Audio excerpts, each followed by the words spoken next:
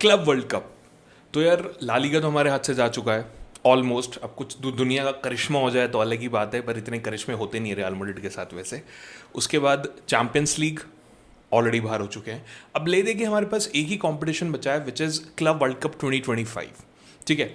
अब आपने एक चीज़ नोटिस करी होगी कि क्लब वर्ल्ड कप को लेके बहुत ज़्यादा हाइप है। मतलब अगर आप आज से 1-2 साल पहले पिछले साल का उठा लो या और उससे पहले का उठा लो, तो club world cup is just a normal competition. हाँ ठीक है, क्लब वर्ल्ड कप टाइप का कंपटीशन है जो रियल मैड्रिड खेलेगी, 2-3 मैच होंगे, जीत जाएंगे, खत्म।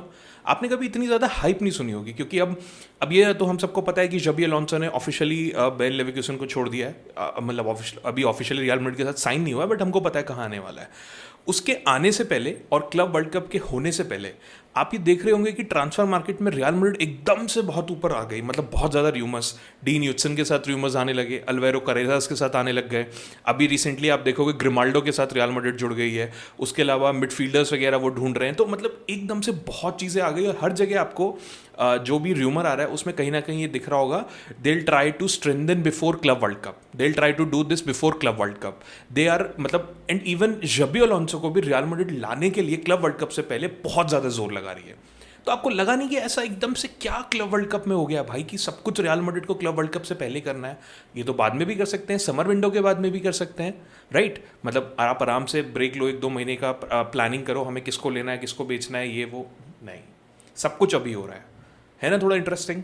तो आज की वीडियो में मैं आपको क्लब वर्ल्ड कप के बारे में सब कुछ बताता हूँ, जो शायद आप मिस आउट कर रहे हो, जो शायद हो सकता है आपको समझने में आसानी करे कि क्यों रियल मैड्रिड इतना हाई तौबा मचा रही है क्लब वर्ल्ड कप को लेके।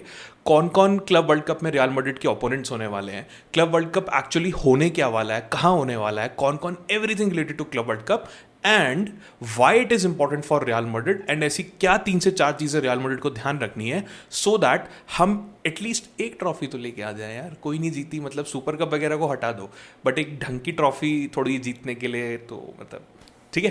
तो आज की वीडियो में हम इसी के बारे में बात करेंगे। इससे पहले कि आगे बढ़े, अगर वीडियो अच्छी लगे तो just kindly share with your friends, like the video, subscribe to my channel football jockey and follow me on Instagram and Twitter also. Okay ठीक है।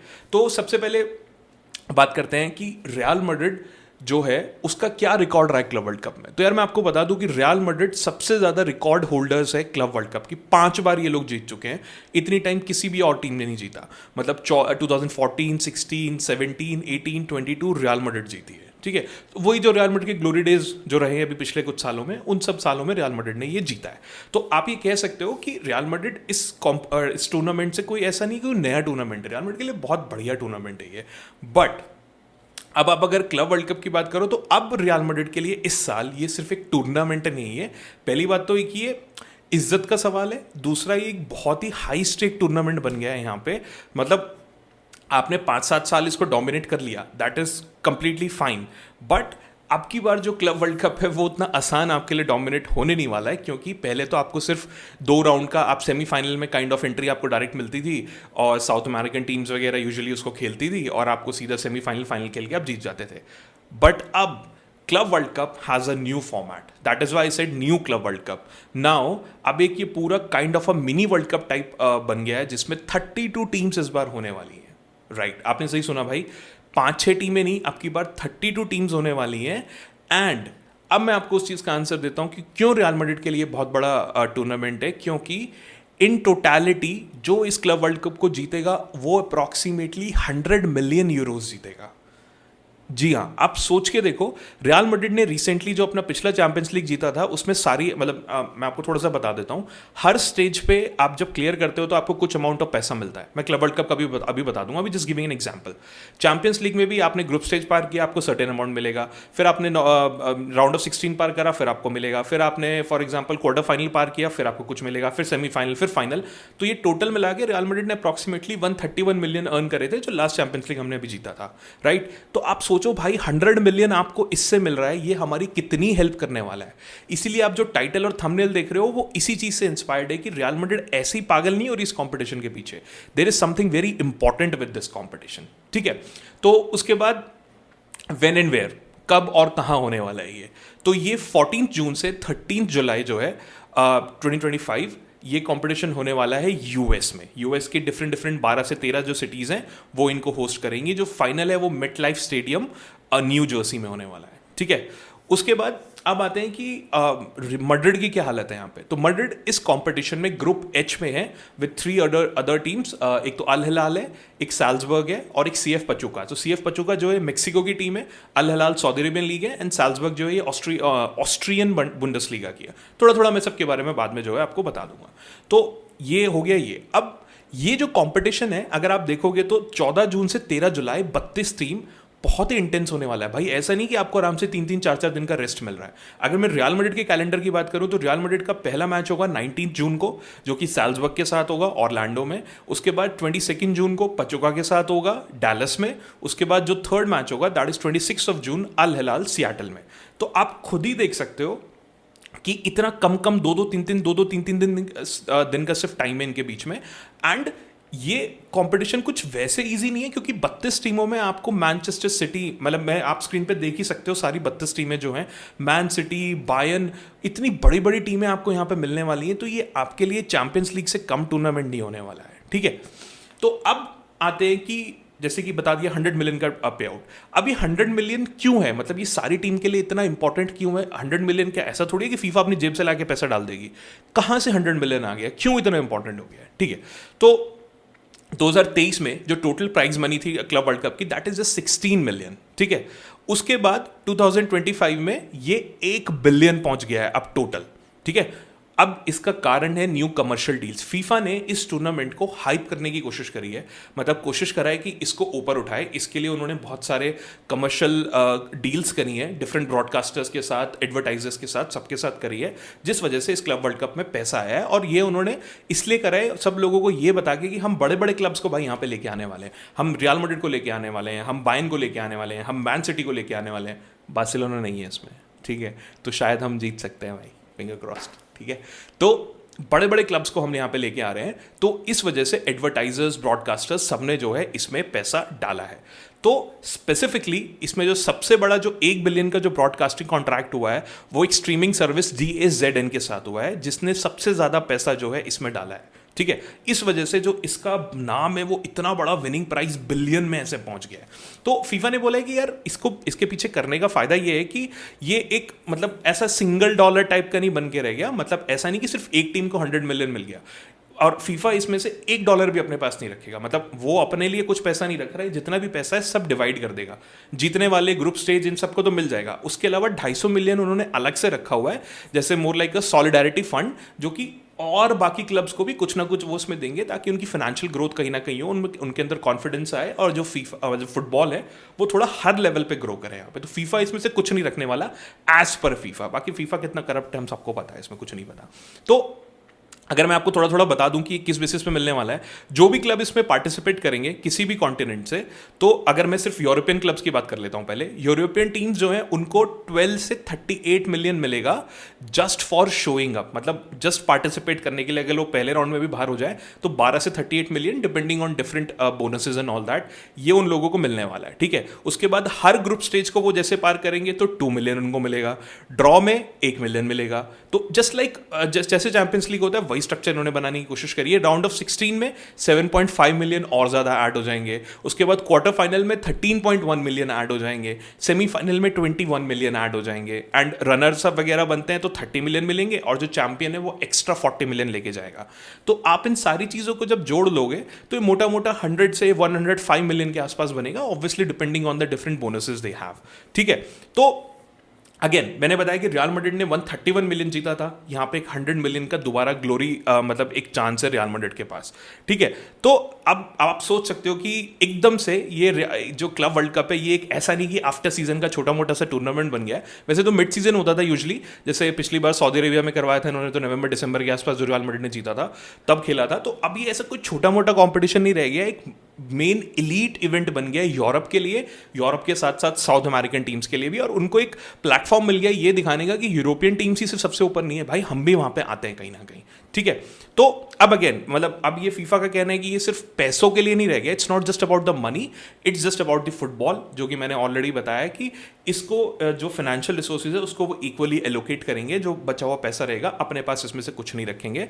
तो जो छोटी छोटी क्लब्स हैं, छोटे छोटे जो लीग्स हैं, उनको एक टेस्ट मिलेगा बड़ी टीम्स के साथ कॉम्पीट करने का, वो प्रेशर फील करने का, जो कि, और यार अगर आप मुझसे ऑनेस्टली पूछो, ये बहुत बढ़िया है। मतलब I am not going into the schedule and all that, ये सब वो सब अलग बातें हैं, बट फुटबॉल को थोड़ा ऊपर करने का देखो अच्छा तरीका है। और मैं अभी भी कह रहा हूँ, ऐसा नहीं कि फीफा इससे कोई प्रॉफिट नहीं कमाएंगे, बहुत करप्ट ऑर्गेनाइजेशन है फीफा, बतेरा पैसा कमाएंगे वो इससे, but that's none of my concern. My concern is that कि बाकी टीम्स को मौका मिलेगा इक्वली अगर मनी डिस्ट्रीब्यूट हो रही है। और मैं सब टीमों को छोड़ो, मैं अपनी टीम की बात करता हूँ ना यार, मेरी टीम के लिए 100 मिलियन बहुत है, रियल मैड्रिड को 100 मिलियन की बहुत ज़्यादा जरूरत है। हमारा आधा ट्रांसफर तो इसी में हो जाएगा अगर हमने ये 100 मिलियन जीत लिए। तो हमारा समर जो है टेक्निकली बहुत हद तक इस क्लब वर्ल्ड कप के ऊपर डिपेंड करता है। I am telling you very openly that, ठीक है। तो अब उसके बाद बात करते हैं कि इसमें किस किस तरीके की टीमें यहाँ पे जो हैं वो हो सकती हैं। अब कुछ टीमों को तो आप यार सीधा सीधा जानते हो, मतलब बायर्न को उठा लो, मैन सिटी को उठा लो, यूवेंटस को उठा लो, पीएसजी है, एटलेटिको है, चेल्सी है, बोरुसिया डॉर्टमंड, आप देख सकते हो, ये सब तो आपको नॉर्मली पता है। पर यार इसके अलावा भी ना कुछ टीमें हैं जो शायद आपको नहीं पता होंगी, जो कि साउथ अमेरिकन टीमें हैं खासकर, वो भाई बहुत फेमस है इन सब चीज़ों के लिए, इस टूर्नामेंट्स के लिए। और यूजुअली शायद आप साउथ अमेरिकन फुटबॉल को इतना फॉलो ना करते हो, जो करते हैं तो वेल एंड गुड, जो नहीं करते उनको मैं 2-3 टीमें यहाँ से बता देता हूँ जो साउथ अमेरिका की kind of a real Madrid, Barcelona, Bayern जैसी टीमें हैं। इनमें सबसे ऊपर आती है भाई फ्लेमिंगो, ब्राज़ील की फ्लेमिंगो, जहाँ से आपके विनीसियस जूनियर भी उठ के आए थे। इनकी अकेडमी बहुत ज़्यादा फेमस है, ठीक है। तो ये एक तरीके से मतलब हैवीवेट कंटेंडर है साउथ अमेरिकन फुटबॉल के। मैं ये आपको उस फॉर्म में बता रहा हूँ कि रियल मैड्रिड को सिर्फ बायर्न, यूरोपियन टीम से चैलेंज नहीं है। आप ऐसा मत सोचना कि सिर्फ जुवेंटस, बायर्न, सिटी, ये सभी इनको अगर मैच पड़ गया बाद में तो सिर्फ यही चैलेंज देंगे, नहीं भाई, यहाँ पे सब एक से एक है। और ये तो उनकी यहाँ पे लोकल टर्फ है भाई, वो तो पिल देंगे, उनको तो आदत है इस तरीके के टूर्नामेंट में खेलने की। कोपा लिबर्टाडोरेस वगैरह ये टाइप के बहुत कॉम्पिटिशन खेलते हैं वो लोग आपस में, तो उनको पता है। बल्कि यूरोपियन टीम्स को इनका इतना आइडिया नहीं है, ठीक है। तो ऐसा मत सोचना कि साउथ अमेरिकन टीम्स को तो हम यूं ही पेल देंगे और ऐसे आगे निकल देंगे, नहीं भाई। तभी मैं बता रहा हूँ, मैं स्पेसिफिकली इनका जिक्र क्यों कर रहा हूँ, ताकि आपके दिमाग में ये रहे, ठीक है। तो फ्लेमिंगो जो है बहुत ही हैवीवेट टीम है यार, और फ्लेमिंगो जो है एक्सट्रीमली कॉम्पिटिटिव टीम है भाई। रिसेंट ईयर्स में आप इसको रियल मैड्रिड की टक्कर की टीम मान के चलो ब्राजील में, मतलब साउथ अमेरिका में खासकर। क्लब ब्राजील का है बट खेलता तो मतलब आसपास के सारी लीग्स में है। तो इन्होंने कोपा लिबर्टाडोरेस जीता था, जो कि साउथ अमेरिका का चैंपियंस लीग आप कह सकते हो 2022 में। एंड जो इनकी स्क्वाड है ना भाई, बिल्कुल प्रॉपर ब्राजीलियन टैलेंट से भरी पड़ी है, ठीक है। अब रियल मैड्रिड के काफी स्टार्स पहले भी और रिसेंटली विनीसियस जूनियर और रेनर आए थे, आपको ध्यान होगा, एक 17-18 साल का लड़का हमने लिया था जो बहुत अच्छा परफॉर्म नहीं कर पाया था, हमने वापस उसको लोन पे भेज दिया था, फिर वो उसका डिप ही होता चला गया, मुझे पता भी नहीं है वो कहाँ पे है, बट वो भी जो है फ्लेमिंगो की अकेडमी से ही आया था। तो it's a good club. And the interesting part is that कि फ्लेमिंगो के जो मैनेजर हैं वो ex Atletico Madrid defender, ex Chelsea defender Filipe Luis है। आपको ध्यान होगा वो वाला एरा जब मैं एक दिन लाइव में अपने बता रहा था कि हुआन फ्रैन, कोकी एंड सैवेज, ये जब टाइप के प्लेयर्स उस टाइम पे होते थे जो लो ब्लॉक खेलते थे प्रॉपर, उस टाइम पे एक और नाम इनमें होता था फिलिपे लुइस, गाबी होता था, तो उसमें एक फिलिपे लुइस होता था जो बाद में चेल्सी चला गया था, बाद में फ्लेमिंगो आया, रिटायर होकर इनका मैनेजर बन गया, ठीक है। तो ये बहुत इंटरेस्टिंग पार्ट है भाई, इस तरीके का मैनेजर होना आपके पास, और उसके अंडर टीम जो है अच्छा कर रही है, ठीक है। उसके बाद इनके पास काफी अच्छे प्लेयर्स हैं, जैसे कि अरेस्काटा, पेड्रो, माइकल, जर्सन, आप अगर इनको फॉलो करोगे तो काफी अच्छा खेलते हैं, इनके गोल्स, असिस्ट के नंबर्स भी काफी बढ़िया हैं, ठीक है। तो ये हो गई फ्लेमिंगो की बात। उसके बाद एक दूसरा क्लब आता है बोटाफोगो, ठीक है। ये भी ब्राजीलियन क्लब है, और भाई मतलब सरप्राइज पैकेज क्लब है भाई ये, टू बी ऑनेस्ट।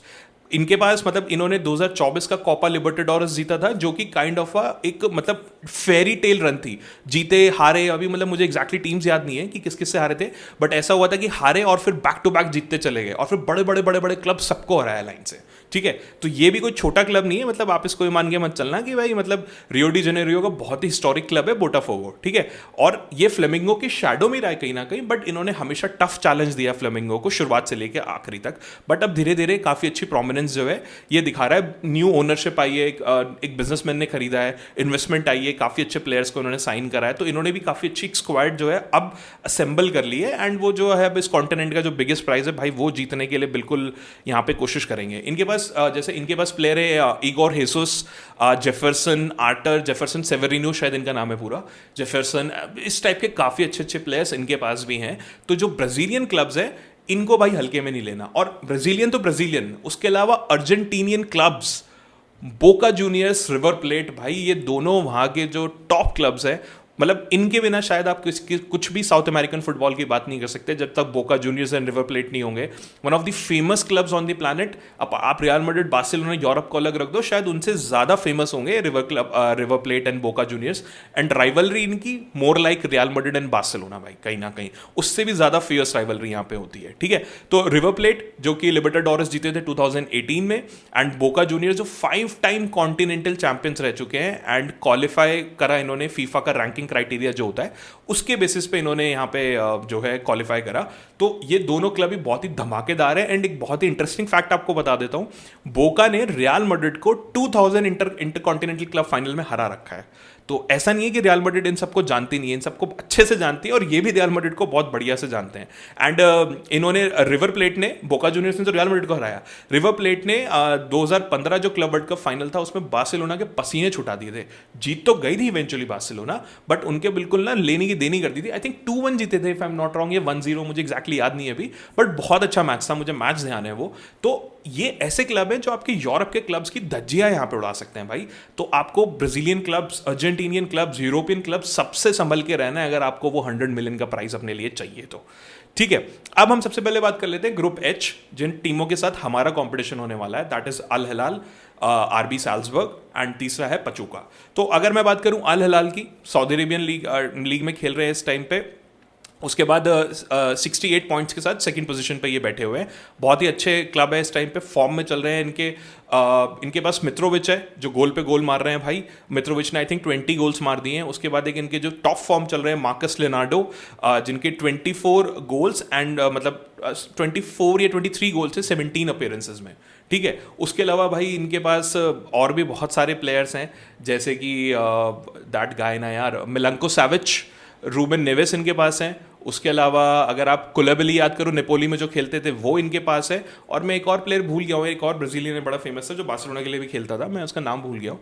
तो भाई स्टार स्टडेड टीम है इस टाइम पे ना। सऊदी अरेबियन जो क्लब्स हैं ना, मुझे ऐसा लगता है कि आप उनके प्लेयर्स देखो तो ऐसा लगता है आप किसी यूरोपियन क्लब के लिए बात कर रहे हो।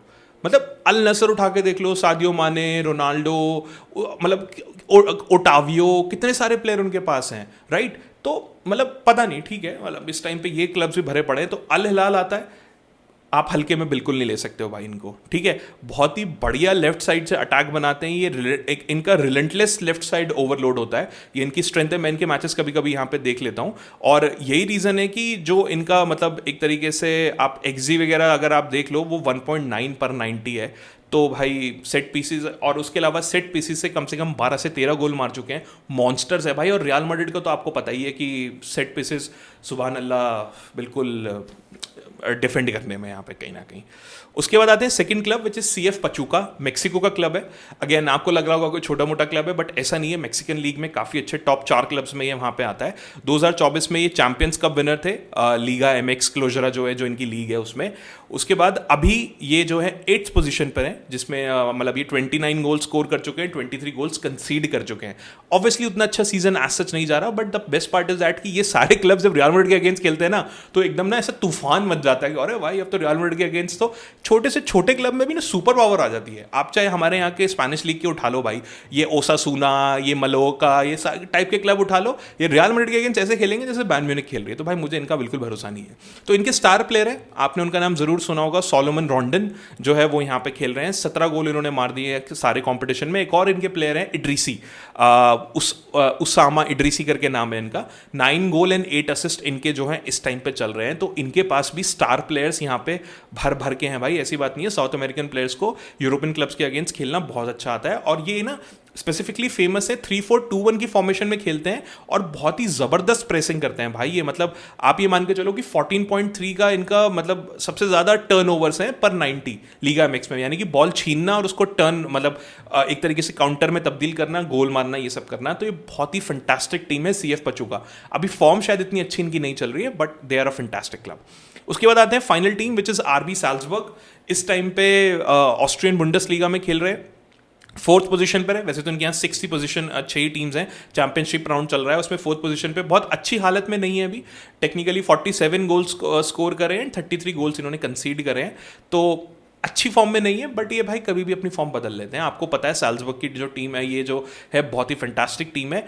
इनके जो अभी टॉप प्लेयर चल रहे हैं दैट इज ऑस्कर ग्लूक, जिनके 7 गोल एंड 4 असिस्ट हैं, एंड उसके अलावा नेने डॉर्गलेस जो कि 11 गोल स्कोर कर चुके हैं और पेनल्टी के ऊपर भी है, और पेनल्टी इन्होंने अब तक कोई मिस नहीं करी है, ठीक है। तो मतलब आप मान के चलो कि वही क्लासिक एकदम रेडबुल की टीम है, सॉरी जैसे कि रेडबुल की जो बाकी टीम्स है, ये भी वही क्लासिकल एकदम रेडबुल टीम है जो वर्टिकली खेलते हैं, बॉल जीतने के लिए प्रेसिंग वगैरह इनकी बहुत हाई होती है। एंड मतलब आप ये मानो कि इनका फास्टेस्ट एवरेज वर्टिकल प्रोग्रेशन है। पूरी टीम जिस तरीके से वर्टिकल जो है कवर करती है वो बहुत ही फास्टेस्ट, बॉल छीनो आगे, बॉल छीनो आगे। तो ये जो काउंटर अटैकिंग टाइप खेलने वाली टीम्स होती है ना यार, ये रियल मैड्रिड को बहुत परेशान कर सकती है, मुझे पर्सनली ऐसा लगता है, ठीक है। तो अब हमने हर चीज़ की बात कर ली, हमने क्लब की बात कर ली, हमने कंपटीशन की बात कर ली, क्यों इंपॉर्टेंट है, क्यों हमारा समर ट्रांसफर इसके ऊपर टिका हुआ है, कौन कौन हमारे ओपोनेंट्स हो सकते हैं, हर चीज़ की बात कर ली। अब बात करते हैं कुछ पॉइंट्स की जो रियल मैड्रिड को यहाँ पे ध्यान रखने पड़ेंगे। आई एम अज्यूमिंग कि जबी अलोंसो तब तक आ जाएंगे एंड हम ये कंपटीशन खेल रहे होंगे। तो भाई सबसे बड़ी प्रॉब्लम जो फर्स्ट पॉइंट है इस टाइम पे that is managing the injury crisis. आपको भी पता है 12 से 13 प्लेयर इंजर्ड हो चुके हैं। मतलब आज जब मैं वीडियो रिकॉर्ड कर रहा हूं तो आज रात को शायद मयोका का मैच होगा, उसको खेलने के लिए आपके पास 12 फिट प्लेयर्स हैं सिर्फ। मतलब आप समझ लो सब्स्टिट्यूशन ही नहीं है आपके पास।